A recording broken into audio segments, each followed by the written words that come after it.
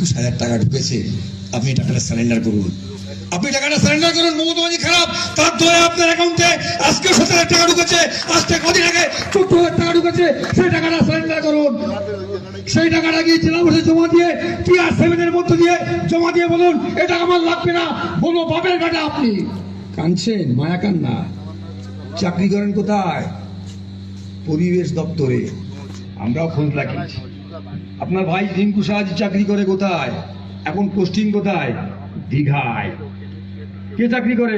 Proxy লোক দিয়ে অনেক সে কাজ করছে, সেটাও আমরা খোঁজ দিয়েছি।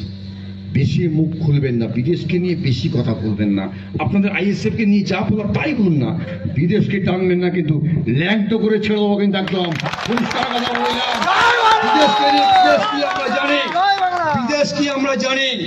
যদি বলি পঞ্চায়েত সমিতির সভাপতি ছিলে, আমিও ছিলাম, 8,000 বাথরুম যদি তদন্ত করা যায়, উত্তর দিতে পারবে তো? পারবে? বেশি চুলকো না, কিন্তু ওষুধ আছে আমাদের কাছে। পাওয়ার গ্রিড, এখানে শাহাবুদ্দিন স্যার আছে। আমুলিয়া ওই প্রধানটির নাম কি ছিল না? 17 সালে আরিফ ভাইয়ের মিসেস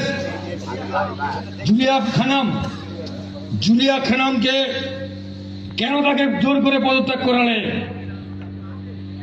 2রা ডিসেম্বর 2017 অন্তর্রাজ্য ডিস্ট্রিক্ট ম্যাজিস্ট্রেট, তখন আমি জেলা পরিষদের বনভূমির কর্মাধ্যক্ষ, রাহুল মজুমদার এডিএম, এসডিও ছিল কিষাম দাস, আর তখন এখানে ওসি ছিল লিটন বাবু, বিডিও ছিল নন বেঙ্গলি। আমাদেরকে পাঠানো হলো। সেদিনকে ওই জুলিয়া খানামকে যেভাবে আমি যদি না যেতাম, সেদিনকে জুলিয়া খানাম মেরে ফেলে দিত ওখানে, জানি না, সব জানি। কিন্তু অতএব রাজনৈতিক কথাবার্তা বলুন, কোনো আপত্তি নেই তো। বলুন আপনার আইএসএফ জিতে প্রধানমন্ত্রী মুখ্যমন্ত্রী কি হবে, বলুন আপনার অর্থমন্ত্রী কি হবে, বলুন, আমরা শুনতে চাইছি। আমরা সারা বাংলায় তো 33টা সিট দিয়েছেন, আমরা জানতে চাইছি, দেওয়ার মানুষ জানতে চাইছে যে আপনাদের মুখ্যমন্ত্রীর নাম বলুন। আমাদের মুখ্যমন্ত্রীর নাম মমতা বন্দ্যোপাধ্যায়, আপনার মুখ্যমন্ত্রীর নাম কি? চেষ্টা করে গেল আপনার কাছে। বিদেশের ব্যক্তিগত নিয়ে কিছু বললে হবে না, ও ইডি তাই ইচ্ছা করে করেছে। পঞ্চায়েত সমিতি সভাপতি আমি ছিলাম। যদি বলি ধানের যদি ওই ফাইল খোলা হয় কি হবে? আপনি তো পঞ্চায়েত সমিতি সভাপতি ছিলেন, কি হবে কে তখন? আমি তো পঞ্চায়েত সমিতি সভাপতি ছিলেন, যত ধান কেনা হতো আমাদের মাধ্যম দিয়ে। বিদেশ যদি চোর হয়, আপনি ডাকাত, আপনি অস্বীকার করতে পারবেন? পারবেন না। অতএব ওর উত্তর আমরা ঠিক সময় দেবো, সব বলা যাবে না। ওয়াকআপ নিয়ে ভাই ওটা বলা, অত বেশি বললে আবার বেশি হাইপে উঠে যাবে। ও নিজে চালক দুশ্মীকে ছাঁটা বলছে, একটুকুনি হচ্ছে আপনার। ও আমরা দেখুন, আমরা বিদেশের এখানে ছিলাম, আমাদের ডেকেছিল, আমরা এখানে গিয়ে দেখছি উনি ওই মানে করছেন কি, শপথ টপথ দিচ্ছেন।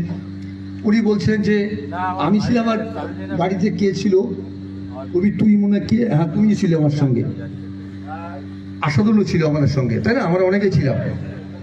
আমরা এখন যাচ্ছি, হঠাৎ দল ত্যাগ করেছে, ঠিক আছে, করতে করতে বলছে যে একজন পাশ থেকে বলে দিচ্ছে একটু অকাপ নিয়ে বলুন। হট করে খেয়ে বলছে, যদি মমতা ব্যানার্জি বলেন ওয়াকআপের আন্দোলন দিল্লিতে গিয়ে করো, সেদিন আমি সারা রাত্রে ঘুমাতে পারিনি। আরে ফলস পজিশনে পড়ে গেল তো। আমি ওকে 2016 থেকে আমার রেডারে ছিল, আমি আরএস রেকর্ড তুলে দেখেছি, সেখানে বীরত্ব সম্পত্তি। ও যখন পঞ্চায়েত সমিতির সভাপতি 2022 সালে ওর বাবা সহ 3 চাচার নামে রেকর্ড করে নিয়েছে। প্রশ্ন করে গেলাম আপনাদের মাধ্যম দিয়ে, বলতে পারবেন? চ্যালেঞ্জ করার উত্তর আমি দেবো। বাপের বেটা হলে বলুন। তা না করে সিপিএম যে সিপিএম এর বিরুদ্ধে বড় বড় কথা বলতো, সে কাঁদছে। আরে কান্নার কি হয়েছে? এবি ট্রেলার পিকচার আমি বাকি আছে ভাই। তুমি রাজনৈতিক কথাবার্তা বলো, ব্যক্তিগত বলো না, ব্যক্তিগত কোনো কথা বলো না, বললে শোনা যাবে না। তুমি পঞ্চায়েত সমিতির সভাপতি ছিলে, কোভিড তোমার আমলে হয়েছিল। তুমি বলো দেবাংলা ব্লকের 9টা অঞ্চলে কটা নৌকাখানা খুলেছিলে, আর বিদেশ বলবে সে কি করেছে, তোমাকে বলতে হবে। বিদেশও বলতে হবে তুমি কি করেছিলে। দায়িত্ব তোমার ছিল, বিদেশের তো দায়িত্ব ছিল না। ও তো তখন ও কি যুবর সভাপতি ছিলে তুমি, দায়িত্ব তুমি পঞ্চায়েত সমিতির সভাপতি ছিলে। তুমি কি করেছো? মাল পেয়েছে, বাড়ি গেছে। মুকুল ভালো জানে, আমার চেয়েও থাকতো লাগতো, বেশি কিছু বলে লাভ নেই। না মুকুল, ও মেয়েকে ধন্যবাদ জানাই। আমি যেদিনকে শুনলাম দেখলাম মুকুল এখানে আছে, আমি সেদিনকে মনে করেছিলাম যে সম্মান দিইনি না, কারণ মুকুল আছে। আমিও দেখতাম।